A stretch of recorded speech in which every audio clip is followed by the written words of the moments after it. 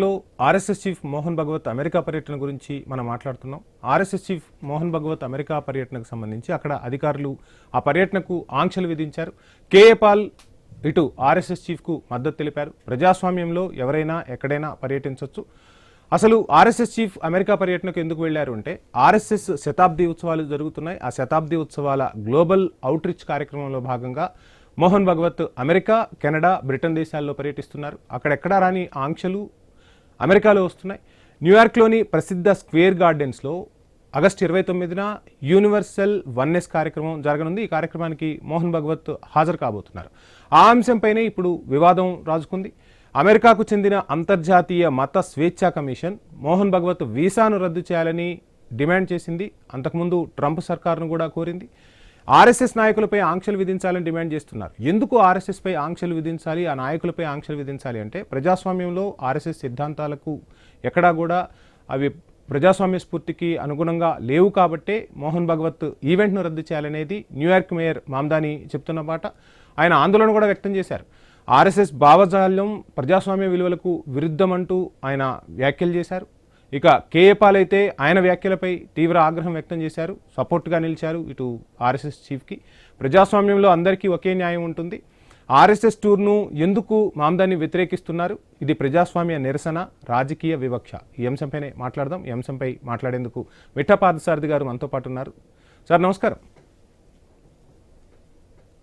పార్థసారథి గారు, ఏంటి RSS chief Mohan Bhagwat అమెరికాలో పర్యటించడం ఒక రకంగా పలు ఆంక్షలు విధిస్తూ ఉన్నారు. ఆ కార్యక్రమానికి కూడా రద్దు చేయాలని కోరుతున్నారు. ఏ విధంగా చూస్తున్నారు?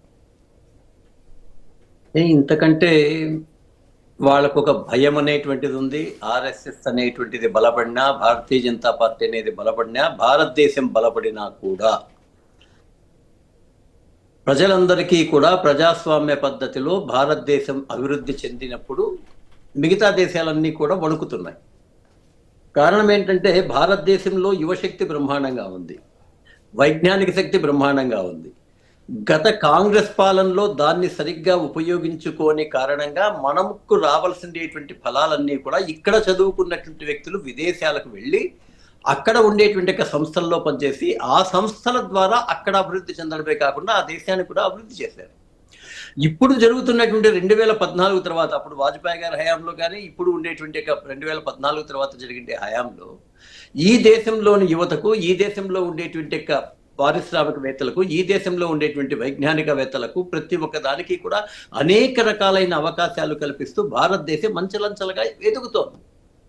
ఈ ఎదగడం అనేటువంటిది వాళ్ళ మనసుల్లో భయం కలిగిస్తోంది.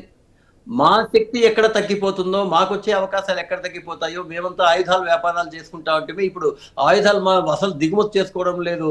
భారతదేశం ఇంకా ఎగుమతి చేసేటువంటి స్థాయికి ఉంది. అప్పట్లో ర్యాకెట్ పెట్టాలంటే మేమే ఒక 500 కోట్లు 1000 కోట్లు ఎంత చెప్పినా నోరు మూసుకొని భారతదేశం కూడా వచ్చి మా దగ్గరే చేసుకోవాలి. అట్లాంటి ఇప్పుడు విదేశీ ర్యాకెట్లను కూడా తీసుకొని వచ్చి భారతదేశం అనేటువంటిది ర్యాకెట్లను తీసుకొని వచ్చి అక్కడ వాళ్ళు 500 కోట్లు చేస్తే మనం 100 కోట్లలోనే చేస్తూ ఉన్నాం. ఇట్లాంటివన్నీ కూడా వాళ్ళకి అంతుపట్టడం లేదు. ఆ భయం వాళ్ళ ఆర్థిక సంక్షోభం ఏర్పడుతుంది. అక్కడ ఈ భారతదేశం ఎప్పుడైతే బలపడితే అక్కడ ఉండేటువంటి పరిశ్రమలన్నీ కూడా భారతదేశానికి వచ్చే అవకాశం ఉంది. ఒక దురదృష్టం ఏంటంటే 1980లో కూడా మనకి ఈ అవకాశం వచ్చింది. అయితే చైనా యొక్క ఒత్తిడికి లోబడి లాల్ బహదూర్ శాస్త్రి గారి హత్యలో ఈ ఇందిరాగాంధీ కుటుంబ ప్రమేయం ఉంది అనేటువంటి ఆధారాలు చైనా దగ్గర ఉన్నాయని చెబుతారు. అది మరి ఏమో తెలియదు కానీ ఈ దేశానికి రావాల్సినటువంటి మొత్తం ఇండస్ట్రీస్ అన్నింటినీ కూడా చైనాకు పంపించేసింది ఇందిరాగాంధీ. స్పష్టంగా అదే చెప్పాలి అన్నమాట. ఇక్కడికి వచ్చి ఎవడైనా అప్లికేషన్ పెడితే, చైనాలో అప్లికేషన్ పెడితే వాళ్ళు 15 రోజులు 20 రోజుల్లో పర్మిషన్ ఇచ్చేటువంటి వ్యవస్థ ఉంటే, ఇక్కడ దాదాపు సంవత్సరాలు పుట్టి వచ్చినా, అధికారుల చుట్టూ తిరిగినా, నాయకుల చుట్టూ తిరిగినా, వాళ్ళ కాళ్ళు పట్టుకున్నా కూడా పర్మిషన్స్ ఇవ్వకుండా మొత్తానికి అక్కడికి వెళ్ళిపోయేటువంటి పని చేసింది. అప్పుడు భారతదేశానికి చాలా చక్కటి అవకాశం ఉండేటువంటిది. ఇట్లాంటి పరిస్థితుల్లో ఇప్పుడు భారతదేశంలో ఉండేటువంటిది మనం అందరము చూస్తున్నాం. ఏ వ్యక్తినైనా అడగండి, ఏ ఇండస్ట్రియలిస్ట్నైనా అడగండి, అది విదేశీ వాడైనా స్వదేశీ వాడైనా సరే, వాళ్ళకి ఇచ్చేటువంటి అనుమతుల్లో పారదర్శకంగా కొన్నిసార్లు అయితే ఊరికి అప్లికేషన్ ఇస్తే 15 రోజుల లోపల వాళ్ళకి లైసెన్స్ వచ్చిండేటువంటిది అనేక మంది ఈ సోషల్ మీడియాలో షేర్ చేసుకున్నారు. డెవలప్ అయితే బాధ ఉంటుందనేటువంటి భావంతోనే ఆర్ఎస్ఎస్ ని విదేశీ సంస్థలు, బ్రిటిష్ వారసులు, జార్జ్ సోరోస్ లాంటి వారసులు ఈ దేశానికి అంతర్జాతీయ సంస్థల ద్వారా సేవా సంస్థల పేరుతో డబ్బులు పంపించి ఈ దేశంలో అల్లకల్లోలం సృష్టించడానికి ఎలా ప్రయత్నం చేస్తున్నారో దాన్ని దాటుకొని ఈరోజు బ్రిటన్ దేశానికే వెళ్ళి ఈ యొక్క కార్యక్రమం చేస్తున్నారు కాబట్టి వాళ్ళకి బాధగానే ఉంటుంది. మరి ఈ కార్యక్రమం మోహన్ భగవత్ గారు ఒక్కరే చేశారా? ఇంతకుముందంతా చేయడం లేదా? ఇంతకుముందు ఎన్నిసార్లు బిఎస్ఎస్ అని మనకి ఇక్కడ ఆర్ఎస్ఎస్ అని ఎట్లా ఉందో ప్రపంచమంతా కూడా బిఎస్ఎస్ అని ఉంది. మా బావగారు ఉగాండాలో భారతీయ స్వయం సేవక్ సంఘ్కి అక్కడ ఉండేటువంటి దానికి అధ్యక్షుడిగా కూడా ఉన్నారు. అక్కడ కామన్ గా జరుగుతుంది, ఈ రోజు నుంచి కాదు. దాదాపు స్వాతంత్రం వచ్చినప్పటి నుంచి కూడా, ఇంకా చెప్పాలంటే అంతకు ముందు నుంచి కూడా అనేక చోట్ల విదేశాల్లో ఉండేటువంటి దాంట్లో ఆర్ఎస్ఎస్ ఉంది. ఆర్ఎస్ఎస్ 1925లో ప్రారంభించబడినటువంటి సంస్థ. కమ్యూనిస్టులు ఇప్పటికీ కొన్ని వందల చీలికలు అయిపోయినాయి. కాంగ్రెస్ పార్టీ మొత్తం చీలికలు పేలికలైంది. కానీ ఆర్ఎస్ఎస్ అనేటువంటిది ఈ 100 సంవత్సరాలలో సామాజిక సేవలో ఉంది. కాబట్టి ఇంతవరకు ఒక్కసారి కూడా ఎటువంటి యొక్క విభేదాలు లేకుండా ఉండేటువంటి సంస్థ ఆర్ఎస్ఎస్. అంతకన్నా ప్రజాస్వామ్యంలో ఉండేటువంటిది గొప్పతనం ఏముంటుంది? కానీ ఆర్ఎస్ఎస్ భావాలు ప్రజాస్వామ్యానికి విరుద్ధం, అందువల్లే ఆంక్షలు విధిస్తున్నామన్నది ఒక అంశం. మరొక అంశం మనం మాట్లాడుకుంటే, ఇటీవల రేవంత్ అమెరికా పర్యటనకు సంబంధించి మాందానితో కలవబోతున్నారు. అందుకోసమే అక్కడ రాజకీయ కారణాలు ఉంటాయి, అందులోనూ పాకిస్తాన్తో సన్నిహిత సంబంధాలు ఉన్నాయి కాబట్టి ఆ పర్యటనను రద్దు చేశాం అని కూడా చెప్పారు. సో ఏమైనా లింక్ ఉందంటారా అప్పటికి ఇప్పటికి ఆంక్షలు కొనసాగించడానికి? ఆ మాట చెప్పలేదండి. బహుశా అది పత్రికల్లో ఏదైనా ప్రచారం చేసింటారేమో. దట్స్ వై క్లారిటీ కోసమే నేను అడుగుతున్నాను మిమ్మల్ని. అందుకే పత్రికల్లో వచ్చినటువంటి ప్రచారం ఈ దేశంలో ఎలా ఉందంటే, ఈరోజు సోషల్ మీడియాలో కానీ దీంట్లో కానీ మంచి ఎంత జరుగుతుందో చెడును కూడా ప్రమోట్ చేయడానికి ఈ కాంగ్రెస్ టూల్ కిట్ కానీ, కమ్యూనిస్ట్ టూల్ కిట్ కానీ, విదేశీ టూల్ కిట్స్ కానీ ప్రయత్నం చేస్తూనే ఉంటాయి. ఒక్కొక్కసారి మనకే తెలియకుండా ఆ యొక్క అభ్యర్థుల్లో పడేటువంటి అవకాశం కూడా ఉంది. రేవంత్ రెడ్డి కావాల్సినటువంటి ఏవైతే నువ్వు మామూలుగా ఒక ముఖ్యమంత్రి విదేశాలకు వెళ్ళాలనుకున్నప్పుడు కొన్ని పద్ధతులు ఉంటాయి. ఆ పద్ధతులన్నీ కూడా ఫిలప్ చేయాలా. ఆ ఫిలప్ కానీయకుండా వీళ్ళే కావాలని తెలుసు. వీళ్ళకి కావాల్సిందేది అక్కడికి పోయి మాట్లాడడం కాదు. ఇప్పుడు కాకపోతే మళ్ళీ పోయి మాట్లాడతారు, అదేం పెద్ద సమస్య కాదు. లేకపోతే రహస్యంగా కూడా మాట్లాడుకుంటారు, అదేం పెద్ద గొప్ప చేతకానటువంటి విషయం ఏది కాదు. వీళ్ళకి ఏంటంటే మాకేదో ఇట్లా వీళ్ళు అబ్జెక్షన్ చేస్తున్నారు అని చెప్పడానికి మామూలుగా ఎప్పుడు జరుగుతుంటుంది. చూడండి, సరైనటువంటి యొక్క సర్టిఫికెట్లు కానీ, తర్వాత యూటిలైజేషన్ సర్టిఫికెట్స్ కానీ కేంద్రానికి పంపించరు. కేంద్రంలో పంపించమంటే ప్రతి ఒక్క యొక్క అకౌంట్ కూడా నరేంద్ర మోడీ గారు చూస్తారా? ముఖ్యమంత్రి గారు లేకపోతే అక్కడ మంత్రులు చూస్తారా? స్టాఫ్ ఉంటుంది, ఆ యొక్క బ్యూరోక్రసీ ఏదైతే ఉందో దానికి ఉంది. వాళ్ళు క్వశ్చన్లు వేస్తారు, ఆ క్వశ్చన్లకు వీళ్ళు సమాధానాలు పంపించరు. సమాధానాలు పంపించకుండా ఏం చేస్తారంటే, మాకు ఇక్కడ నిధులు ఇవ్వలేదు, మాకు నిధులు పెండింగ్ పెట్టినారు. ఇదే కుట్రలు వీళ్ళు. ఈ కాంగ్రెస్ కమ్యూనిస్టులు వీళ్ళకందరికీ ఉండేటువంటిది ఏంటంటే, ఎంతసేపు అయినా కుట్రపూరితంగా దేశంలో, భారతదేశంలో హిందుత్వాన్ని కానీ, జాతీయతను కానీ, భారతదేశం యొక్క అభివృద్ధి కానీ జరగకూడదు అనేదానికి ప్రతి ఒక్క ప్రయత్నం చేస్తారు. వీళ్ళకి విదేశీ నిధులు వస్తాయి. బహుశా వీళ్ళు పంపిస్తారు, నేను ఈ రోజు ఈ పని చేస్తానని చెప్పేసి పంపిస్తే ఇమీడియట్ గా వాళ్ళకు ఒక స్వచ్ఛంద సేవా సంస్థ ఫండ్ వస్తుంది. ఇప్పుడు FCRAని మొత్తం అంతా కట్టడి చేస్తున్నారు. కాబట్టి అది కూడా కట్టడి అంటే ఏంటి? నీవు ఏ పర్పస్ కోసం తీసుకొని వస్తున్నావో దానికే నువ్వు వాడు. నువ్వు ఎన్ని కోట్లన్నా తెచ్చుకొని నష్టం లేదు. ఆ ఏ పర్పస్ కోసం తెస్తున్నావు? ఇక్కడ నేను పేదలకి ఇవ్వాలని తెస్తున్నావు, నువ్వు పేదలకే ఇవ్వు. అలాగే ఇక్కడ వచ్చినటువంటి దానికి వైద్యానికి చేయాలనుకున్నావు, వైద్యానికి చేయి. ఇట్లాంటిది పెట్టిన కారణంగా వీళ్ళకు ఆల్మోస్ట్ అదేమంటారు, చేపలో నీళ్ళలో నుంచి చేప బయటపడిపోతే ఎట్లా గిలకెళ్ళు అనుకుంటున్నారో అట్లా వీళ్ళు కొట్టుకుంటున్నారు. ఇంకా ప్రజాస్వామ్యానికి సంబంధించి మరలా మీ దగ్గరకు వస్తాను. ఈ అంశంపై మనతో మాట్లాడేందుకు పుష్పలీల గారు ఉన్నారు. పుష్పలీల గారు నమస్కారం. నమస్తే అమ్మా, చెప్పండి. అటు ఆర్ఎస్ఎస్ చీఫ్ మోహన్ భగవత్ అమెరికాలో పర్యటిస్తూ ఉంటే ఒక శతాబ్ది వేడుకలకు సంబంధించి అక్కడ అనుమతులు రద్దు చేయాలని చెప్తూ ఉన్నారు. అక్కడ ఈవెంట్ను రద్దు చేయాలని కూడా చెప్తూ ఉన్నారు. ఎలా చూస్తున్నారు? అంటే ప్రజాస్వామ్యం ఉందని చెప్పి ఓవైపు కేఏ పాల్ లాంటి వాళ్ళు సమర్థిస్తూ ఉన్నా, అక్కడ అమెరికా ప్రతినిధులు మాత్రం వ్యతిరేకిస్తూ ఉన్నారు. ప్రజాస్వామ్యంలో అసలు ఆర్ఎస్ఎస్కి చోటు లేదు, ఆర్ఎస్ఎస్ భావజాలం ప్రజాస్వామ్యానికి అంత దగ్గరగా లేదన్న మాటలను ఎలా చూడాలి? ఎందుకంటే వీళ్ళు చేస్తున్నవి ఒక రకంగా ఆర్ఎస్ఎస్ కంట్రోల్లో బీజేపీ ఉంది. బీజేపీ లెవెల్లో జరుగుతున్న అగత్యాలు, వీళ్ళు చేసే ఫండింగ్ లో టెంపుల్ అని చెప్పడం, టెంపుల్ డబ్బులు కేటాయించి అందులో ఉన్న డబ్బులు దోచుకొని తినడం, ఏది కూడా ప్రజా ఉపయోగానికి కానీ ఒక వెల్ఫేర్ స్కీమ్ కానీ చేయలేకపోవడం వల్ల దాని మీద ఇంకోటి ఏంటంటే, ఈ అమిత్ షా వచ్చిన తర్వాత ఈ ఫండింగ్ వెనకాల ఉగ్రవాదుల ఫండింగ్ ఉందా, ఏ ఫండింగ్ ఉందా అని ఒక అభియోగాలు పెట్టేసి నిజంగా సర్వీస్ చేసే వాళ్ళని కూడా చేయనివ్వకుండా వీళ్ళు ఒక రకమైనది కూడా చేశారు. కానీ ఈ ఆర్ఎస్ఎస్ స్పెషల్ గా ఏంటంటే విశిష్ట కార్య సంస్థ. దీని ఆడిటింగ్ కానీ ఏం చేస్తున్నారన్న కానీ ఏ పథకాలు చేస్తున్నారన్న కానీ ఎవరికి ఐడియా లేదు. అసలు ఇప్పటి వరకు కూడా ఎన్ని ఆర్గనైజేషన్స్ ఫండింగ్ తీసుకుంటున్నాయో ఫారెన్ ఫండింగ్స్, వాళ్ళకందరికీ కూడా ఆడిటింగ్ ఉంటుంది. ఒక ఆర్ఎస్ఎస్ విషయంలో మాత్రం లేదు. కాబట్టి ఆ అనుమానాలు వ్యక్తించడంలో తప్పులేదు. సో ఇలాంటి వీళ్ళు చెప్తున్న మాటలకి చేసే పనులకి సో ఎక్కడ పొంతన లేదు. కాబట్టి ఆర్ఎస్ఎస్ ని ఈ రోజున్న వ్యవస్థలో ఈ చేస్తున్న అన్ని రకాల జాతి పేరుతో కులం పేరుతో, ఒక పక్కన ఆర్ఎస్ఎస్ మొన్న లీడర్షిప్ ఉండి జన్ వచ్చిన తర్వాత కొంచెము వాయిస్ మార్చేశారు. మార్చి వాళ్ళు చెప్పే మాటలు విచిత్రంగా అనిపించినాయి నాకు. అంటే వీళ్ళ మధ్యన ఏమన్నా ఇది ఒక పొలిటికల్ గేమ్ కోసం మాట్లాడుతున్నారా, లేకపోతే దీని వెనకాల ఏం కుట్ర దాగుందన్నది జనాలు కూడా గమనిస్తున్నారు. కాబట్టి వీళ్ళని అంత తొందరగా నమ్మటం లేదండి. సో దీనికి ఒక రకంగా ప్రజాస్వామ్యానికి విరుద్ధమని చెప్తున్నప్పటికి కూడా మిగతా దాని మీద ఏమో నేను మాట్లాడను, కానీ ఆర్ఎస్ఎస్ ఇచ్చే నిధుల మీద కానీ ఆర్ఎస్ఎస్ తీసుకున్న డబ్బుల మీద కానీ ఆడిటింగ్ జరగాలి. లేకపోతే ఇదంతా మనని దొంగ నేస్తున్నట్టుగా ఉంది. సో వీళ్ళు మాతృ సంస్థగా ఉంటూ బీజేపీకి సపోర్ట్ చేస్తూ బీజేపీ వాళ్ళ వెనకాల గెలుపుకు సాహసం చేస్తున్న వీళ్ళు ఈ ఇండియన్ డెమోక్రసీ సిస్టమ్ లో మొత్తం కూడా స్పాయిల్ చేయడంలో వీళ్ళు చాలా బాగా పనిచేస్తున్నారు దుష్టశక్తుల్లాగా. సో అమాయకమైన పేద ప్రజలను వీళ్ళు ఇష్టం వచ్చినట్టుగా వీళ్ళ కబంధ హస్తాల్లో పెట్టుకొని ఈ ఫండింగ్ అంతా కూడా దుర్వినియోగం చేస్తున్నారు. అలాగే మళ్ళీ గుళ్ళు గోపురాలు కట్టి అందులో ఉన్న డబ్బులు కూడా తినేస్తున్నారు. మొన్నే చూసాం మనం. సో వీళ్ళని అంత ఈజీగా నమ్మే పరిస్థితి అయితే లేదండి. అందువల్ల అమెరికా లాంటి వాళ్ళు ఈ విషయంలో ఆర్ఎస్ఎస్ ను బ్యాన్ చేయాలి, అసలు రాకూడదు అని చెప్పినందుకే కదా మా పార్టీలో ఉన్న ఖర్గే గారి కుమారుడు ఈ విషయం మీద చాలా సీరియస్ గా మాట్లాడేసి అసలు మీరెవరు, ఎన్నాళ్ళ నుంచి మీకున్నా కూడా మీకు ఎందుకు రికగ్నైజేషన్ లేకుండానే నడిపిస్తున్నారు, దీని వెనకాల కుట్ర ఏంది అనేది లోతుగా ప్రశ్నించడం జరిగింది. సో ఇదండి నేను చెప్పే విషయం. అందుకనే ఏ సంస్థలైనా వాళ్ళు చేసే కార్యక్రమాలు ప్రజా ఉపయోగ కార్యక్రమాలు కాకుండా మతపరమైన రెచ్చగొట్టడానికి ఉపయోగించే కార్యక్రమాలకు మీరు వాడుతుంది. ఓకేనండి. Right madam, right. Thank you Pushpaleela గారు. రైట్, అసలు కేపాల్ ఈ అంశానికి సంబంధించి స్పందించారు. ప్రజాస్వామ్యంలో ఎవరైనా ఎక్కడైనా పర్యటించవచ్చు, అందులోనూ ఒక ఆర్ఎస్ఎస్ఏ కాదు, సిక్కులను, ఇతర మతాలను, క్రైస్తవులను అందరూ కూడా పర్యటిస్తున్నారు. అసలు కేపాల్ ఈ అంశానికి సంబంధించి ఏం మాట్లాడారనేది ఇప్పుడు ఒకసారి చూద్దాం.